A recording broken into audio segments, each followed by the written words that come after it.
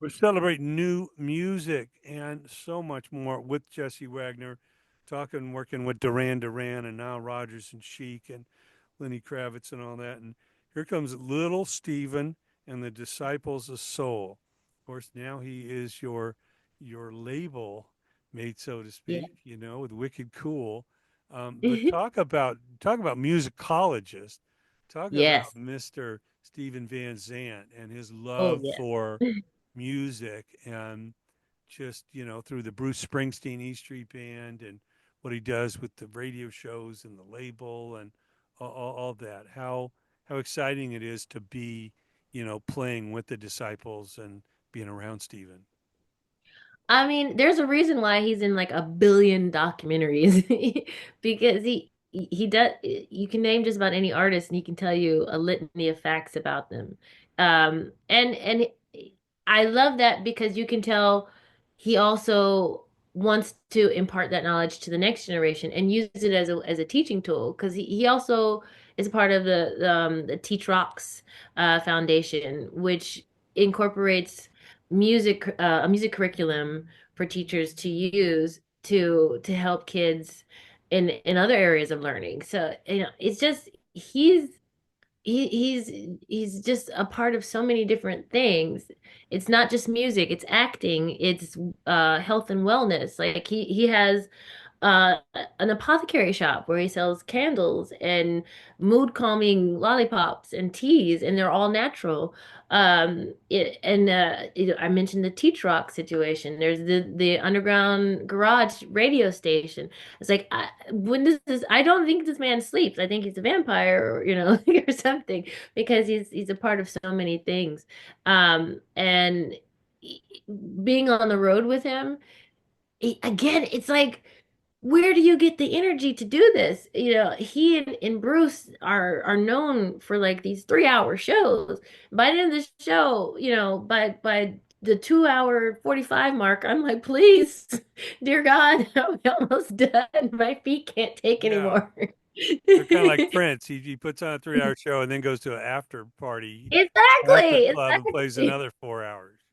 I'm like, when do you sleep? Even, yeah, we would do like a 3 hour show and he'd always have a special musical guest.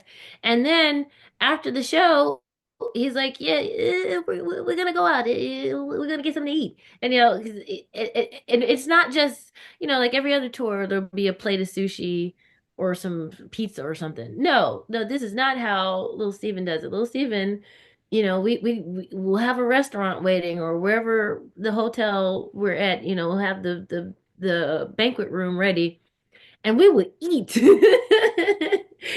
I mean, and I'm like, I can't fit in my costume. I gotta skip tonight's dinner. Yeah, you got to go to the gym or something after that. Exactly. I spent, and here's again, this is a 3 hour show where I'm dancing the whole show and I'm still going to the gym because I know there's going to be an after show hang where there's going to be pasta and cake and I'm not going to say no.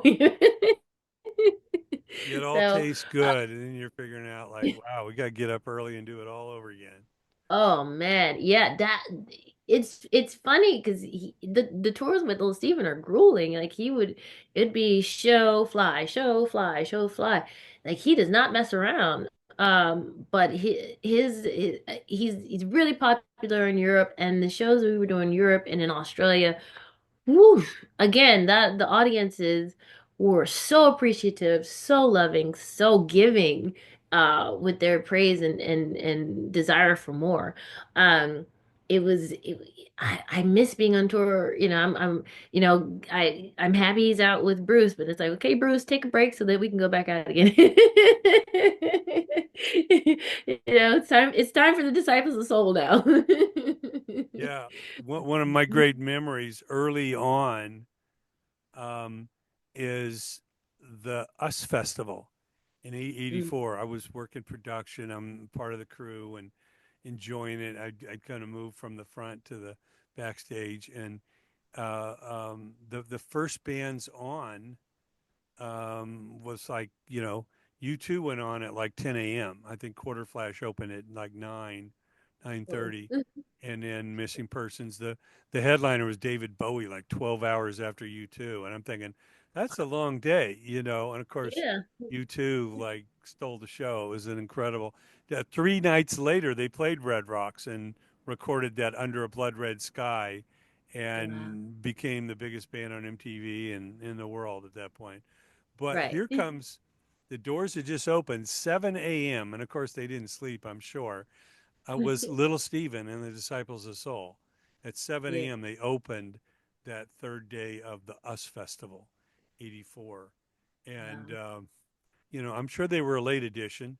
And I'm sure they told the promoter, like, don't even worry about paying us. Just turn on the electricity. We just want to rock, you know. So Right. they Yeah. were promoting, I believe, Voice of America or one of those albums.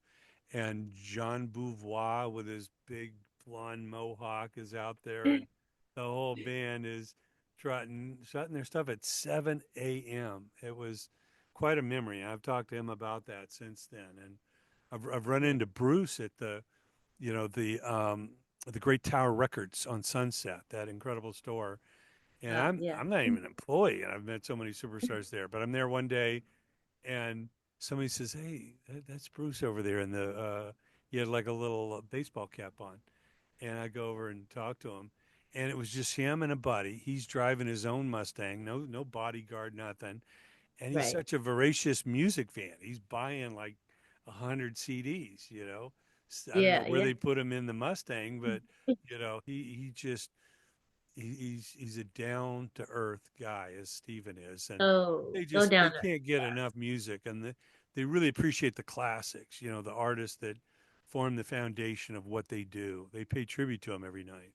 Well, it comes out in their music too. You hear their their loves and their musical influences. Especially Stevie's another really eclectic artist because if you listen to like his later stuff, um like Soulfire or Summer Sorcery, it's such a wide range of genres and feels and vibes. And you can tell he's just kind of like having fun with music and having fun with his the people that inspired him, and just taking that and just crafting whatever he feels like. And I love that so much. I appreciate artists that just kind of like say, screw it, I'm just gonna do what I love. Yeah, that is incredible, and all the power to him. Like you say, you're not sure where he gets the energy, Yeah, but you're glad he does because it's all encompassing, and we love that he's got the label and the radio shows and right. all that. We miss that the first thing they take away from schools when they cut the budgets is the arts. Oh, we're going to take Exactly. away music. We're going to take away the acting and the theater. We're going to take away all this creative stuff. But no one, the generations before us, that's part of the fabric of our society. America Exactly. is so respected around the world because of the music and the arts and the movies and the TV shows that we export to the world. So Right. it's great to see those that try and do their part in overdrive to make up for the fact that so many kids today in school don't even have options that we had growing up. Right. But with our shows, he would open up the shows early so that the Teach Rock Foundation could come in and talk to teachers. Teachers could come in free to our shows, Uh huh. so that as long, they could be a part of this Teach Rock conference and learn how to incorporate the curriculum into their classrooms. And then they get a free concert. I mean, he's really good at bridging those gaps, and it like you said, it's great to see someone fighting for music education for the future generations. We'll talk about your new album, War Within. Sounds great. We love Okay. all the incredible sounds you have on there. That ship that sailed and all this great stuff. Talk about, recording for Wicked Cool and being around and selecting, the players and putting this record together. How did it all happen? I have my guys that I kind of go to. I've been doing this for years, and I've had certain reiterations of bands over the years. Because I always end up going to the same players, but I just kind of write how I feel. The lyrics come out how they do, the melodies come out how they do, and I have these concepts, and the guys that I go to, they speak my language. They understand when I say, "Oh, this needs a little bit this needs some candy and this one needs to be sad," or let's change this part to whereas I went to other musicians, they'd be like, "What the heck are you talking about?"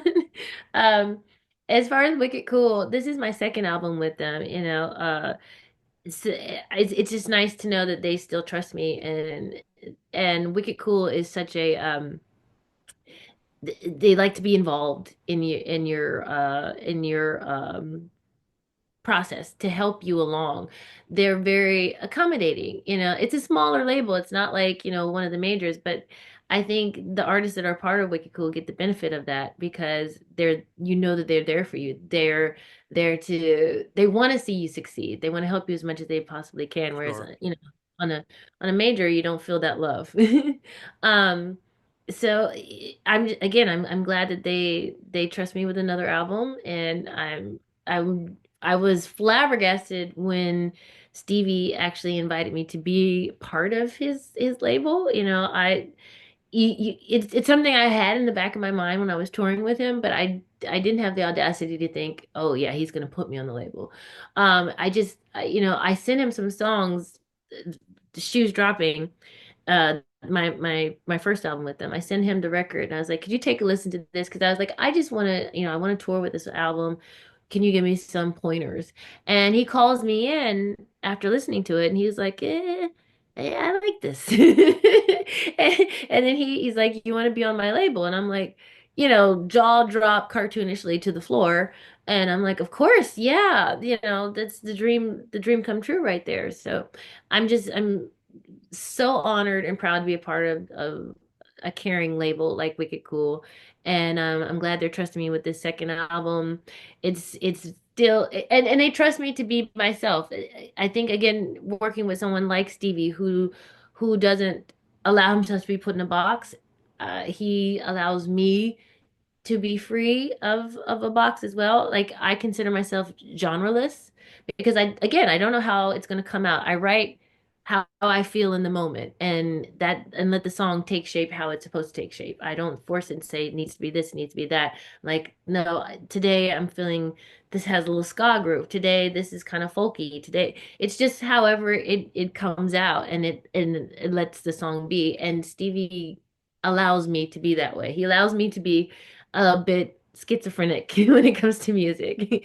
And I don't know if a lot of other labels would allow me to have that freedom. Well, it seemed, in the 60s and into the 70s, the labels or the A&R person who signed you encouraged you to just be yourself, be different, be out there. And, the turn of the 80s, it got a little more corporate, MTV and VH1, and we need you to look this way and you got to sound like those guys, and we need you to write a hit like that one, and it's like, wait a minute, what'd you sign me for? It was Right. like, it was, it was a time that was really celebrated, and with an independent label you can have that. What do you Right. think when you look back at the 60s, especially the 70s, that the artists were so unique, they were so different, they sounded so completely different than that one? Obviously there's some similarities in roots and styles, but what do you think it was about the music of the 70s that is so timeless? It's almost like any great artist today gets compared to one of those blueprints from the 70s. I guess it was just a bit more free. Like you said, it's kind of we're in this bubble where it has to, like you said, sound like everything else, or it's not going to sell. And it's very frustrating. I myself consider myself a bit of a throwback artist because I love the music from the 60s and the 70s.